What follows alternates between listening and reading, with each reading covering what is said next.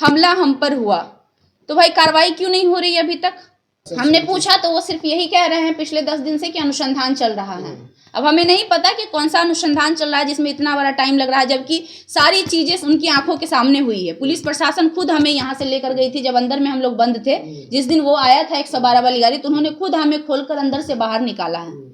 प्रशासन ने हमें अंदर से बाहर निकाला है, तो सारी चीजें उनके सामने हुई। हमला हमारे ऊपर हुआ, हमारे ऑफिस पर हुआ, उनके ऑफिस पे कुछ नहीं हुई। तोड़फोड़ के प्रमाण है आप लोगों के पास, फिर कार्रवाई क्यों नहीं हो रही है वो हमें नहीं पता। भाई हो सकता है जेडीयू की नेत्री है मैडम, सत्ता संरक्षित हैं, बड़े बड़े लोगों से उनकी साठगांठ है।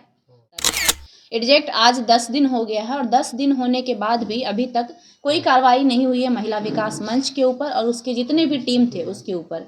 अब हमें नहीं पता कि प्रशासन को क्या दिक्कत आ रही है उनके ऊपर कार्रवाई करने में। हालांकि वो तो अब यही कहेंगे कि अनुसंधान था। आज जब वो अनुसंधान करने 10वें दिन आए हैं, तो इसी से समझ लीजिए कि कितनी लापरवाही बरती जा रही है। और सारी चीज़ों को जो भी कुछ उन्होंने हमसे पूछा, हमने उनको जानकारी दी, क्योंकि हम जानते हैं लॉ क्या होता है। ऐसा नहीं है कि हम लोग बिना पढ़े लिखे यहाँ पे आ गए हैं। वो पूछ रही थी हमारे चैनल को लेकर के रजिस्ट्रेशन नंबर वगैरह, हमारे पास सभी चीज़ें, हम हर चीज़ में लीगल है। और यहाँ तक कि हमारे लीगल एडवाइज़र भी हैं, आप लोग को पता भी है कौन है, हाईकोर्ट के वकील हैं।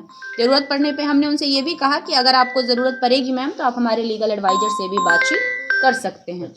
बातचीत अपने जगह है, लेकिन एक चीज़ मैंने नोटिस किया कि मैडम बार बार हमसे ये कह रही थी कि जो कोई भी टिक्का टिप्पणी आप दोनों की तरफ से एक दूसरे पर नहीं होनी चाहिए।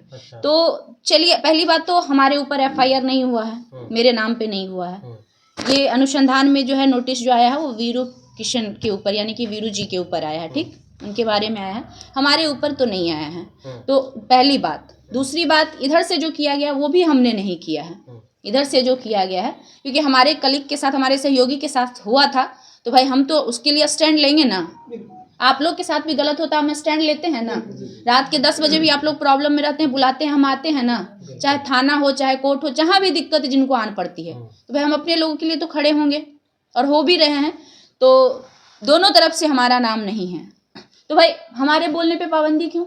और हमारा तो काम ही है, हमारा तो यही काम ही है बोलना। हम तो बोलकर ही चीज़ों को रखते हैं। मारपीट वो लोग किए, हम लोग 5 लोग थे, वो 15 से 20 लोग थे। वो भी हमने मीडिया प्रशासन को दिखाया कि वो लोग 20 लोग थे। वो वीडियो में ही दिख रहा है कि वो कितने लोग हैं। हमला हम पर हुआ, तो भाई कार्रवाई क्यों नहीं हो रही है अभी तक? तो आपने पूछा पुलिस प्रशासन? हमने पूछा तो वो सिर्फ यही कह रहे हैं पिछले 10 दिन से कि अनुसंधान चल रहा है। अब हमें नहीं पता कि कौन सा अनुसंधान चल रहा है जिसमें इतना बड़ा टाइम लग रहा है, जबकि सारी चीजें उनकी आंखों के सामने हुई है। पुलिस प्रशासन खुद हमें यहाँ से लेकर गई थी जब अंदर में हम लोग बंद थे। जिस दिन वो आया था 112 वाली गाड़ी, तो उन्होंने खुद हमें खोलकर अंदर से बाहर निकाला है।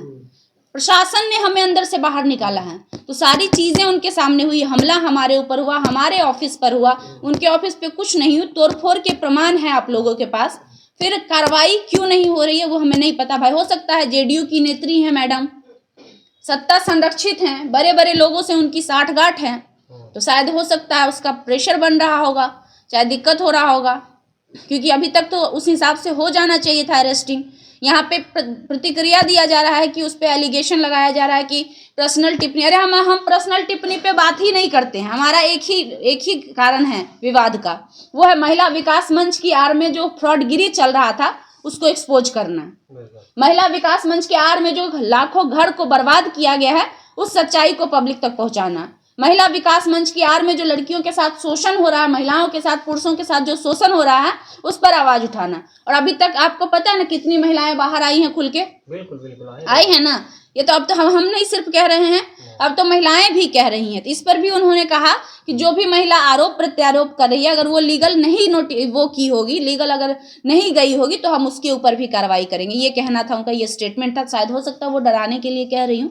तो देखिए मैडम, जिनके साथ होता है, जिनके साथ बीतता है, उन्हें अगर कहीं भी अपनी बातें रखने का मौका मिलता है कोई भी सोशल प्लेटफॉर्म पर, तो वो रखती हैं और अपनी सच्चाई को रखेंगी। अभी भी वो आएंगी, जो पीड़िता आना चाहती हैं वो आएंगी। हमने कहा भी था कि बहुत जल्द एक ऑफिशियल नंबर जारी कर देंगे, जिससे पूरे बिहार में जिनके साथ भी गलत हुआ आप लोग आइए। और हम खुलेआम ऑन कैमरा कहते हैं कि हम आपका सपोर्ट करेंगे। हम आपको, भले आपको जानकारी हो नहीं हो, हम लेकर चलेंगे आपको थाने तक, कोर्ट तक। और ऐसे फ्रॉड संस्था के खिलाफ आप सभी मिलकर आवाज उठाइए। हम ही क्यों? ऐसा थोड़ी ना है कि हमारा पर्सनल है ये मैटर। हमारी कोई पर्सनल दुश्मनी है वीना मानवी से। ऐसा थोड़ी ना कि 5 कट्ठा खेत जोत लिए हम बिना मानवी का, जो पर्सनल हमारी रहेगी। ये लड़ाई पूरे बिहार की लड़ाई होनी चाहिए, पूरे बिहार की महिलाओं के मान सम्मान की लड़ाई होनी चाहिए। क्योंकि वो लोग कह रहे हैं सोशल मीडिया पर पिछले 7 से 8 सालों से, जब से लॉकडाउन लगा है, सोशल मीडिया पर ये महिलाओं का जो चरित्र हनन कर रही थी, तब बिहार सरकार कहाँ थी? तब बिहार पुलिस कहाँ था? क्यों नहीं उनके ऊपर अब तक कार्रवाई हुई? आज जब वो FIR देने गई है, क्या सोशल मीडिया नहीं खंगालता है बिहार प्रशासन? क्यों? और अगर नहीं खंगालता है तो क्यों नहीं खंगालता? हम पूछना चाहते हैं बिहार पुलिस से और बिहार सरकार से। हम पूछना चाहते हैं कि बिहार में सरेआम गंदगी फैलते रहे, बिहार की समाज प्रभावित होते रहे, बिहार के लोग प्रभावित होते रहे और आपको कोई फर्क नहीं पड़ता है। ऐसे जो संस्था जो सरेआम कैमरा लेकर पहुंचता है महिलाओं के पीड़ितों के घर पे और सरेआम उनकी इज्जत पर उंगली उठाता है, किसी के ससुर को गाली देता है, किसी के पति को गाली देता है, किसी के चाचा को मारता है। ये जो घटना है पिछले 11 तारीख को मेरे साथ जिस दिन घटना हुई है, उसके बाद एक और घटना हुई है जो महिला विकास मंच के टीम द्वारा किया गया है।